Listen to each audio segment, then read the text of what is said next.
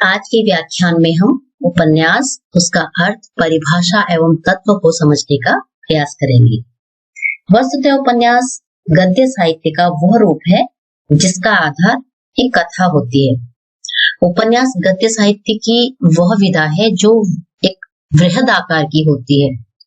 अनेक विद्वानों ने अपने मत अनुसार विभिन्न परिभाषाएं दी हैं, किंतु हम यहाँ पर मुंशी प्रेमचंद और आचार्य नंद दुलारी वाजपेयी के अनुसार उपन्यास की परिभाषा को समझेंगे। मुंशी प्रेमचंद के अनुसार, मैं उपन्यास को मानव चरित्र का चित्र मात्र समझता हूँ। मानव चरित्र पर प्रकाश डालना और उसके रहस्यों को खोलना ही उपन्यास का मूल तत्व है। आचार्य नंद दुलारी वाजपेयी के अनुसार, उपन्यास वह काल्पनिक कृति है जो गद्य के माध्यम से आख्यान विशेष की सहायता लेकर सामाजिक जीवन के किसी स्वरूप का यथार्थ आभास देती हुई उक्त जीवन की मार्मिक व्याख्या करती है। अब हम उपन्यास के तत्व को समझने का प्रयास करेंगे। पहला तत्व है कथा वस्तु। वस्तुतः उपन्यास का महत्व उसकी कथा वस्तु पर ही निर्भर करता है और उपन्यास की कहानी जिन उपकरणों से मिलकर पूरी होती है या बनती है वे कथा वस्तु कहलाते हैं। अर्थात कथानक या कथा वस्तु ही वह आधार होता है जिस पर उपन्यास का भवन खड़ा होता है। कथा वस्तु के अंतर्गत पहला है सुसंगठित। अर्थात एक सफल उपन्यास हेतु यह अत्यंत आवश्यक है कि उसकी कथा वस्तु सुसंगठित हो। कथा वस्तु के बिखरे होने से उपन्यास की जो रोचकता है वो समाप्त हो जाती है। तो इस प्रकार स्पष्ट है कि कथा वस्तु का बिखरा हुआ होना उपन्यास की दुर्बलता होती है। दूसरा है स्वाभाविकता। उपन्यास की कथा वस्तु में अस्वाभाविक जो घटनाएं होती हैं वो नहीं होनी चाहिए। कथा वस्तु के अंतर्गत उन्हीं घटनाओं का वर्णन किया जाना चाहिए जो संभव प्रतीत हो। इस प्रकार संभाव्यता सफल कथा वस्तु का एक प्रमुख गुण है। तीसरा है मौलिकता।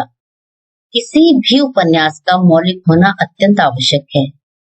उपन्यास की जो कथा वस्तु है यदि वो मौलिक नहीं है तो उसमें स्वाभाविकता नहीं रहती या उसका सौंदर्य चला जाता है। तो मौलिकता के अभाव में उपन्यास में रोचकता भी नहीं रहती। और अंतिम है रोचकता। रोचकता कथा वस्तु का मुख्य गुण है और इससे पाठक उपन्यास पढ़ने की ओर आकर्षित होता है। स्वाभाविक आकर्षण कथा वस्तु का एक अनिवार्य और मुख्य लक्षण। कथा वस्तु जब रोचक और मनोरंजन रूप से प्रस्तुत की जाती है तो उपन्यासकार अपने उद्देश्य में सफल होता है।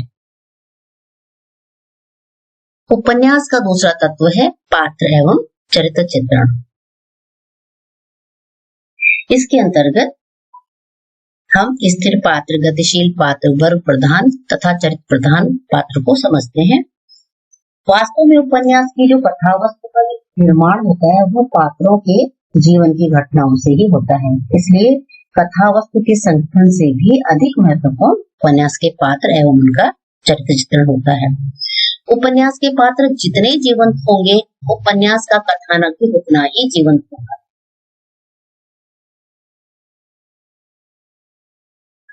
उपन्यास का अगला तत्व है कथोपकथन या जिसे हम संवाद भी कहते हैं। वैसे तो कथोपकथन मुख्य रूप से नाटक का तत्व है, किंतु कथानक या कथा वस्तु के विकास में और पात्रों के चरित्र के विकास में यह अत्यंत महत्वपूर्ण होता है। इस तत्व के द्वारा ही पात्रों की जो मनोवृत्ति होती है उनकी अभिव्यक्ति की जाती है।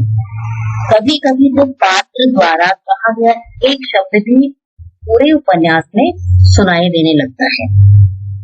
अगला तत्व है देशकाल। देशकाल से आशय उस स्थान एवं समय से है जिसका वर्णन उपन्यासकार अपने उपन्यास में करता है।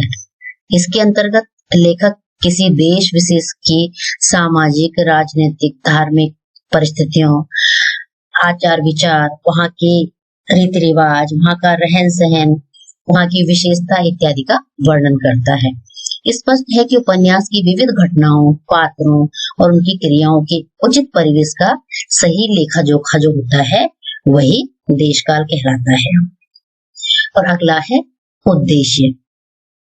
जीवन का साहित्य से बहुत ही घनिष्ठ संबंध होता है और जीवन की व्यापकता के कारण ही साहित्यकार को स्वयं ही सूक्ष्म दृष्टि से किसी जीवन दर्शन की खोज करनी पड़ती है।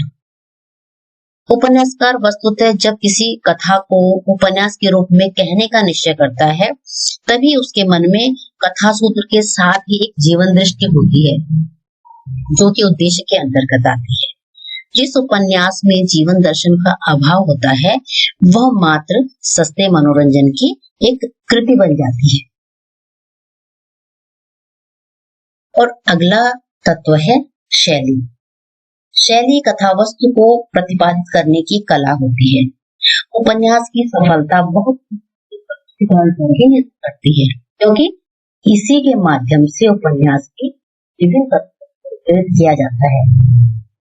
शैली में कथानक है वो प्रवाह वाला होना चाहिए, शैली सरल होनी चाहिए और सुबोध होनी चाहिए, शैली रोचक होनी चाहिए।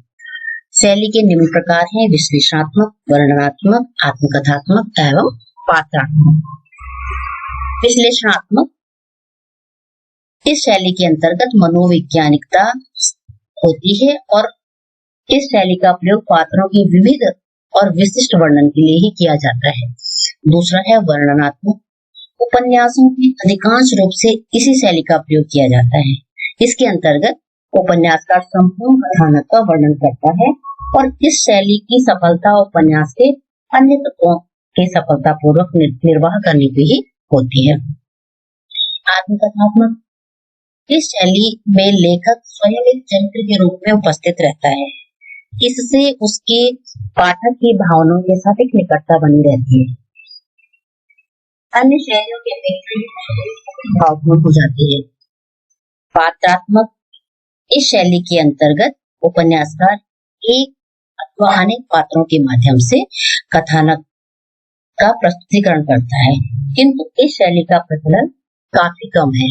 तो इस प्रकार आज के व्याख्यान में हमने उपन्यास का अर्थ, परिभाषा एवं तत्वों को समझने का प्रयास किया।